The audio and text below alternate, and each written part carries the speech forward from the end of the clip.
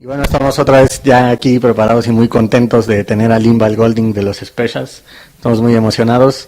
We really appreciate this opportunity. And thank you very much for accepting us.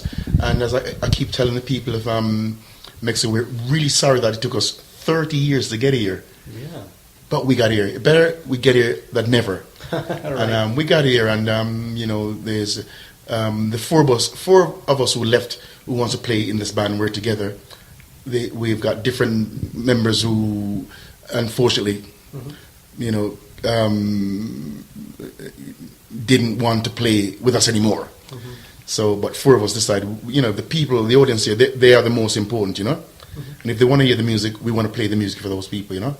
So, you know, we got a good band together, and it's me, Terry, Brad, and Horace. So the rhythm section of the band, me, Horace, and Brad, we're solid. One of the best rhythm section on the two-tone label. Me, Brad, and Horace. Yeah. I mean, I love Madness rhythm section has come on really good. They're oh my God, you know, Woody and Betters and bass, you know, and Mike and Mike Bass and keyboard, very very good. Yeah. Mm-hmm. Do you happen to make them any? I mean, do you happen to listen to their music? Oh yeah, because we're all friends, and when they do something new, obviously because of the internet, I can always listen to that, you know. So it's good, you know. That's great. Well, talking about your early days with the Specials and two-tone era, what's your fondest memory about the two-tone tour? Maybe touring with Madness or something. The two-tone tour was like sort of you know, we were younger, we had a lot of energy. We could abuse ourselves, get drunk every night, fall over, but still get on play. When you get older, you can't do that. Your body just don't do. You just doesn't work that way, you know. So that was fun, you know. You imagine the Specials, Madness, the Selector, and the Beat. And then we had part of the tour. We had the Dexys Midnight Runner with us as well. That was like all those bands become really, really. That was a musical. We were leading Britain musically. That was, you know, we took over from, like, say, the likes of like the 60s bands. We become the 60s bands, but we're in 80s. Yeah. It was good, you know. It was, really? Yeah. And how about your fellow mates? I mean, you can talk about your experience in Latin America, but maybe your fellow mates haven't been able to feel the energy or the passion for the Latin American fans. What would you think they are? I mean, we were just talking about Argentina. And, I went to Argentina because I got really good friends with Hugo, who's from Dancing Mood, and they invited me over there. And I was shocked when I got over there for the first time and see the reception from the audience. I did like A Message to You. I sung like Monkey Man. The place went absolutely mad, you know. So it was like, whoa! I didn't realize it. It was fantastic, you know. There's a big, and because you know the way we were and what we went through as a band. You know, I read this one review, because they put 3 albums together, you know, the Specials, more Specials, and in the studio there's a package, you know. And I read this article in the Guardian, and it was really good because like what we done, which we don't realize what we achieve until 30 years later. You look back because history. It's the same as like this is a bit of a political thing, right? Like say, for instance, George W. Bush, right? You know, he did a lot of things in Africa for the poor, but he won't get recognized for that until later on because his downfall was going to Iraq in a war, which is not justified. They said there was weapon of mass destruction. There wasn't any weapon, but he did some good work, you know. And you know, it's still like looking back now, I think, well, God, you know. And when they talk about the songs in a review, you know, I think, wow, I didn't realize what we did was so touched so much people 30 years later, you know. So it's a real it's looking back on it. I'm really proud of what we've achieved, you know. Oh, that's great. So you could say you didn't realize what you were into. Nope. you know. Can you imagine that being part of the band that wrote Free Nelson Mandela, you know? Yeah. That told the world he was in prison for 21 years. I think, oh God, we done that, you know. Right. So it's just pretty unique from a musical stand and from what we've achieved. We're just not just another pop group, you know. We had something very very special through the songs, you know. Gangster. Yeah. What happened when we wrote Gangster? We went to Paris for the first time. through Bernie Rhodes, who's managing the Clash. Uh-huh. So there's such a story behind the specials. It's incredible. We went to Paris. We got into a lot of trouble there. Younger, drinking, lots of wine, eating bread. It was fun. But we come back with a song, Gangster, that was written because of the problem we had in Paris. It's a true story. Right. And it was in a song. And songs, if you can tell a true story in songs, right, those songs live forever. And that's what Gangster is. It plays a big part in the band and took off, and that was it, you know. We never looked back, you know. Yeah, now it's a British legacy. It becomes a legacy now, which I'm really proud of, you know. That's you know, I met Robert Plant, you know, which I was like, I'm like, oh my God, that's Robert Plant. And he's going, God, look, and I go, you sort of think, well, this guy wouldn't be, he wouldn't listen to our music. And I was like, shout, I really dig it. And he's saying like with Keith Richard. I met Keith Richard, I'm going, that's my guitar hero. And he goes, I love the way you play rhythm guitar. I thought, no, you're the one that I'm copying, you know? So that's really nice. I think that we've made that connection with the roots of British rock and roll, you know? Yeah. You know, I was born in Jamaica, come from a little humble background. But the one thing which I like to tell to people as well is that it's a unique combination, the specials was, you know? Yeah. I was born in Jamaica, left Jamaica when I was about 9 years of age, went to England. So I brought that cultural music with me. Right. Meet up with Jerry, and that was the best thing could ever happen to both of us meeting each other. That was the best thing because that's the result of what we've done musically.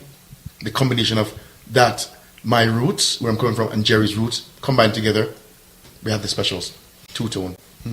Yeah, wow. And how did you actually ended up playing guitar or even into music?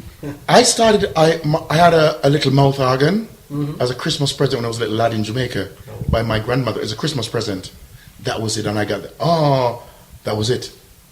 When I went to England to school, I got into guitars, and obviously, like, you know, one of my guitar hero, you know, was Jimi Hendrix, you know. But my guitar guy that I look up to, and that is my hero as well, is Steve Cropper, who played on the Stax, the soul stuff, you know. Steve Cropper, he played on all the Otis Redding songs. Sitting on the dock of the bay, all those guitar by Steve Cropper. He played a Fender Telecaster, so I bought a Fender Telecaster because of Steve Cropper. So I've never met him, but he's my guitar hero. I met one of my guitar heroes who's now Albert Collins Blues. He died years ago. I met him in San Francisco because he played a Fender Telecaster. So he's one of my heroes as well. That's awesome.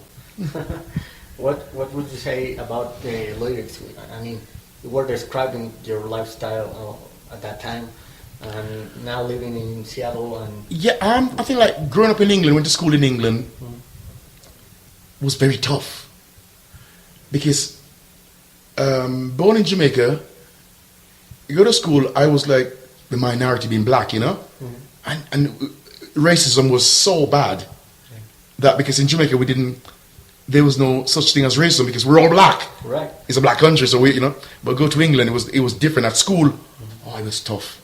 Really? And I can see where over the years through music and through educating, you know, because music is still education, you know.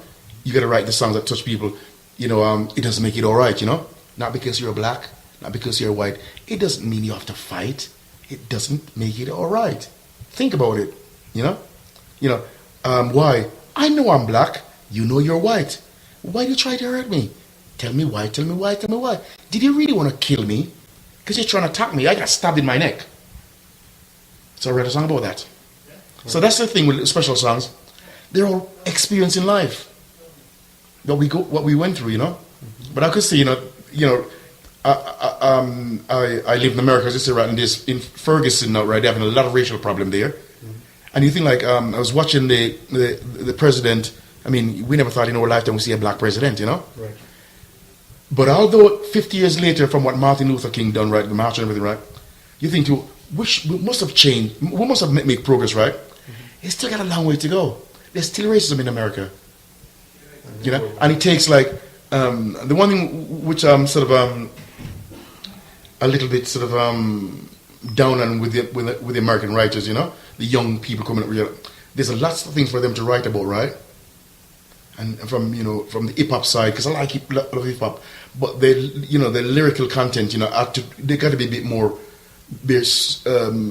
smarter than that, to make sure that the lyrics what they wrote touch people, and it's about what they're going. I mean, some of it like the street slang and all that. I understand that that it's come from the street, Yeah.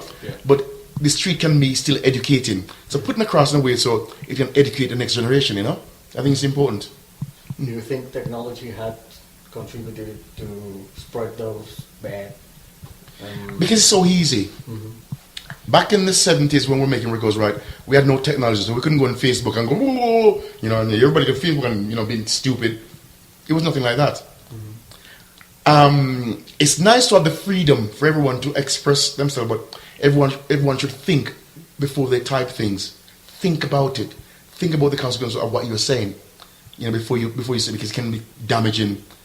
We have to be more responsible, I mean, it's a great thing, technology, but it's like I'd rather go into a studio, sit down, plug my guitar in, and we go through the analog, and yeah, we like that. Instead of cut and pierce, here's a song. Man, you play half a verse and you pierce, I'd rather go the old-fashioned way. I love the way we can do edits and you can cut and paste and your laptop and just cut in, but I still like to hear a real band play and go through it as a band, I like that better, Okay. So to write the songs, learn the songs, then go in the studio, perform the song, the best take, do all the overdubs and the best take. Drum and bass, get it right, I see. What would you choose as a topic nowadays? I mean, do you think something had changed from the message you were talking about? Because like when I wrote Why, I didn't envisage that 30 years later that I should have to talk about this song. I thought we should have educate the next generation, because it's a 30 years, and we should have moved on. But it still plays a big part in what's happening today. The racial problem is still there, and I do think that we have to keep addressing that, because it's the same situation like with unemployment. I look at like sort of America, where part of the problem there, what they created that problem, right? Because America is built on immigrants, and I think it's totally wrong for America to pick in, not America, but the Republicans picking a section of people and discriminate against them, where they do pick in like the Mexican, and the Mexican build America. Yeah, and some other immigrants as well. So why all of a sudden you want to discriminate the people that's built America? It makes no sense. American builds on immigrants. That's all of us in the same boat, Don't segregate us, or don't give one section of the population a hard time. And it's just so wrong. It's really it's the same, pull people together, not divide, Yeah. And I think that's what this special stood for. Not divide. We pull. We fight as a band because we got our own personalities, Yeah. But at the end of the day, we prove through music we can have a multiracial harmony band there, and it's not we do have personality clash. It's like a marriage. You have argument, you have fights, but it's part of life, And when you grow up and you look back and can reflect, I can reflect back on things now. I'm still learning from what I did 30 years ago, because I'm at a different place in my life. So it's good, but I do think from the part that live in America and see the way they discriminate against the Mexican, it's totally wrong. It's wrong, and I think the freedom for people who are such hard-working people. Yeah. What? No, man. Okay. I support them being there, and I'll be always going out and rally for them, free them, because them being persecuted by America, they're not free. Can you imagine have to walk around looking over your shoulder every day? That's not right. They need to be free, because they're there and they're very hardworking people. So it's important. Yeah. We all need to be free. We all need to be free. We need to be free, and we gotta, and we have to work together as people to free. And we started this a long time ago, and we gotta hope that younger bands today can pick up from where we left off and carry it to the next, because it's their future.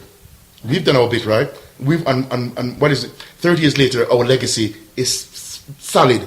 So it's for other people, young bands, 18, 19-year-olds to look at us as well. We want to write songs like the Special did and stand for equality for everyone.